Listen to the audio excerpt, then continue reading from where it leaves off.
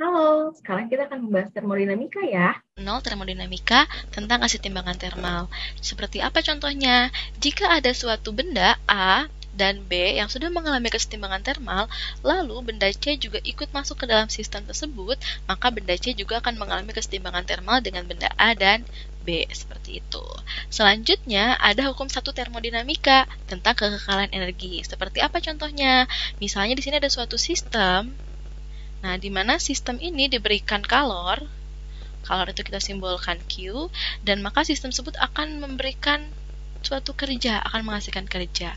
Maka di dalam sistem ini akan terjadi perubahan energi dalam, di mana besar perubahan energi dalam atau delta U ini sama dengan jumlah kalor dikurangi dengan kerja yang dia lakukan.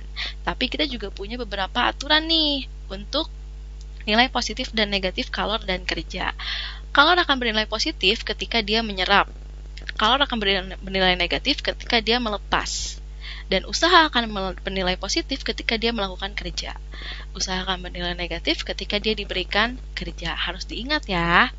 Selanjutnya ada hukum 2 termodinamika, yaitu tentang arah reaksi sistem. Hukum 2 termodinamika ini menjelaskan tentang kalor mengalir dari suhu yang lebih tinggi ke suhu yang lebih rendah. Jika terjadi sebaliknya seperti apa?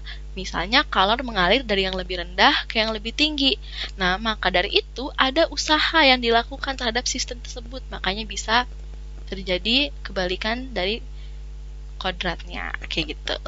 Selanjutnya ada hukum 3 termodinamika yang menyatakan tentang suatu sistem yang mencapai temperatur 0 absolut dalam Kelvin ya, jadi 0 derajat Kelvin. Semua prosesnya akan berhenti dan entropi sistem akan mendekati nilai minimum. Apa sih itu entropi? Entropi itu adalah energi dalam sistem per satuan temperatur yang tidak dapat digunakan untuk melakukan usaha. Jadi contohnya nih di sini, aku punya suatu wadah, berarti wadah di sini adalah sistem yang di dalamnya ada molekul-molekul atau partikel-partikel. Di sini dia mengalami penurunan temperatur. Dengan mengalami penurunan temperatur atau suhu, dia akan mengalami penurunan energi kinetik.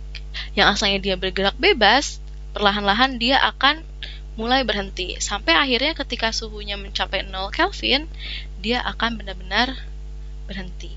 Seperti itu. Jadi sistemnya berhenti ya, prosesnya berhenti.